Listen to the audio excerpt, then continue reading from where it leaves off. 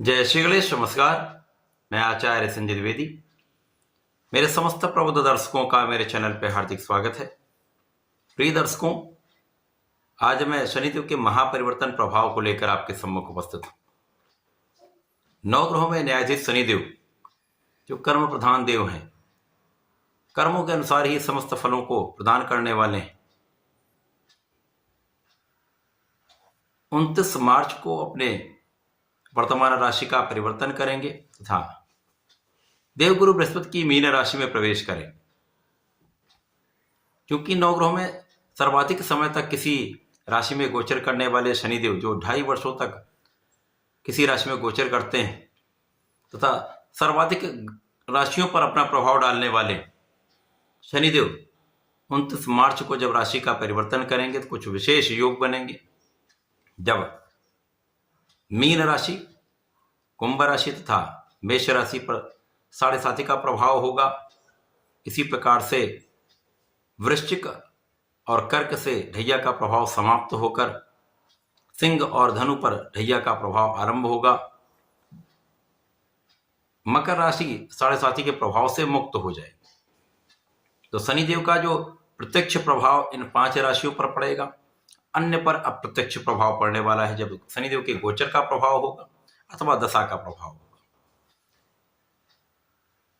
शनिदेव एक ऐसे ग्रह हैं जो आप जैसा करते हैं उसका वैसा ही परिणाम प्राप्त होता है। यदि अच्छे कर्म हैं, न्यायोचित आप हैं, सभी का आदर सम्मान करते हैं, किसी के साथ दुर्व्यवहार नहीं करते, किसी का शोषण नहीं करते, किसी का अपमान नहीं करते, तो यहां पर अपने आप क्षमता के अनुसार किसी असहाय की, किसी विकलांग की सहायता कर देते हैं, तो शनिदेव आप पर प्रसन्न रहते हैं। विशेष रूप से माता पिता गुरु का आदर करते हैं तो शनिदेव आप पर प्रसन्न रहते हैं। तो इसके विपरीत आचरण पर जीवन का कठोरतम संघर्ष भी यहां पर शनिदेव आपको देते हैं। तो शनिदेव के समस्त नकारात्मक प्रभाव से बचने के लिए आपको अपने जीवन में ऐसे नियम बना लेने चाहिए जिससे आपसे जानबूझकर कोई अन्याय ना हो।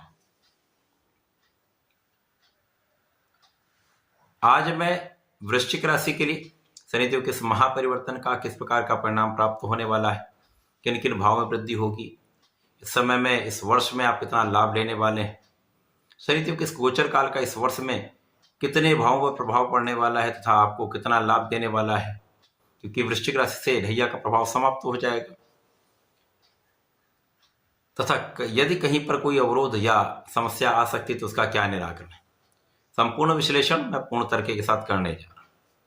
प्रिय दर्शकों, इस राशिफल को आप अपने लग्न तथा राशि दोनों के अनुसार देख सकते हैं। वृश्चिक राशि मंगल की राशि है। जब शनिदेव का गोचर आपके चतुर्थ भाव में चल रहा है, यहाँ से ये 29 मार्च को राशि परिवर्तन करके आपके पंचम भाव में प्रवेश करेंगे तो ढैया का प्रभाव समाप्त होगा। यद्यपि शनिदेव की ढैया वृश्चिक राशि के लिए बहुत कष्टकारी नहीं थी, कुछ संघर्ष अवश्य था, लेकिन संघर्ष से आपको लाभ भी बहुत मिलता है और आपको लाभ भी बहुत मिला है।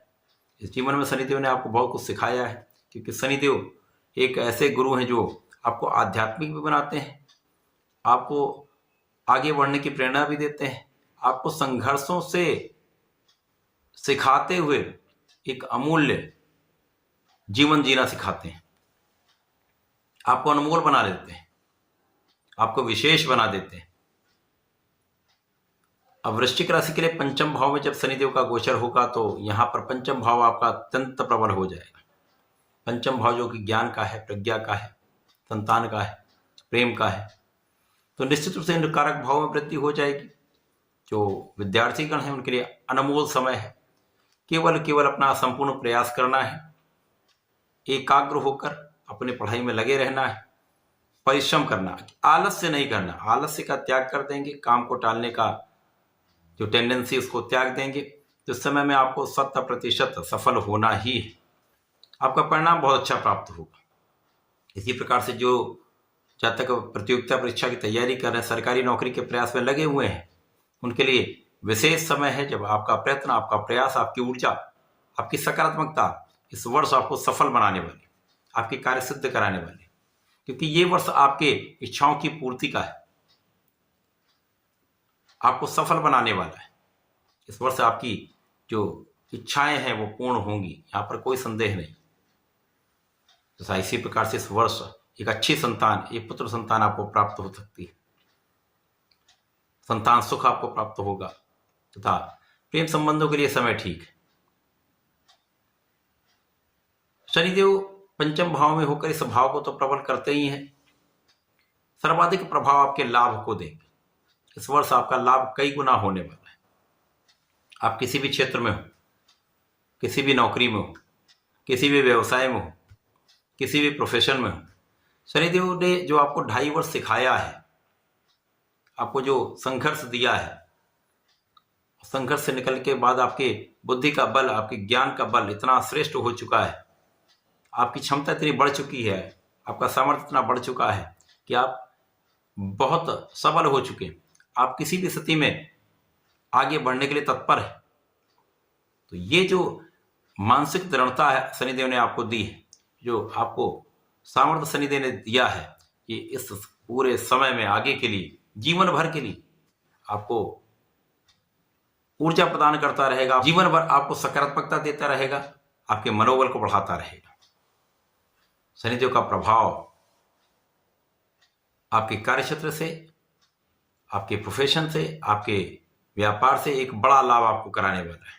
इस समय में आपका ज्ञान आपके लिए विशेष होने वाला है, जब आप अपने ज्ञान का संपूर्ण उपयोग करके, अपनी शिक्षा का संपूर्ण उपयोग करके अपने कार्यक्षेत्र में बहुत आगे आप बढ़ने वाले हैं। आपके ज्ञान का समुचित उपयोग आप करने वाले हैं, तो ज्ञान और शिक्षा से संपूर्ण लाभ भी आप लेने वाले हैं।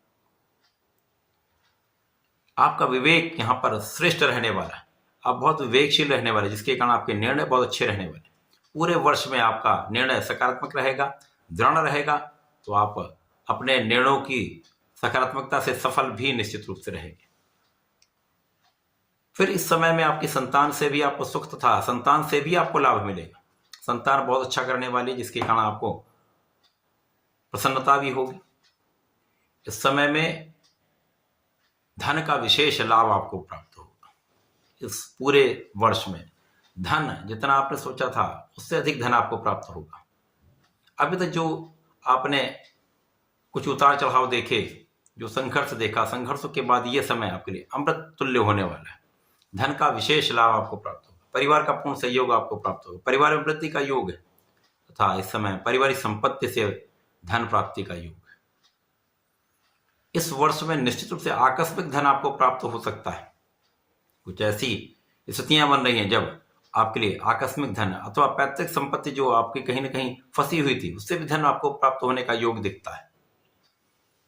केवल इस वर्ष में आपको जीवन साथी के साथ सामंजस्य बनाकर चलना होगा।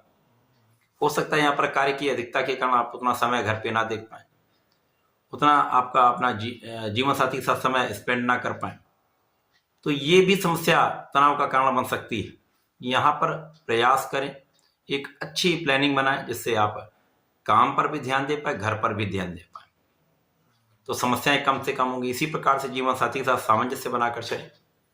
साझेदारी में भी इसी प्रकार का तनाव हो सकता है। ये साझेदारी में कोई व्यवसाय करते हैं, कोई कार्य करते हैं, तो वहां पर कुछ तनाव की स्थिति बन सकती है, कुछ कानूनी समस्याएं हो सकती हैं, जहां पर आपको बहुत सजग रहना चाहिए।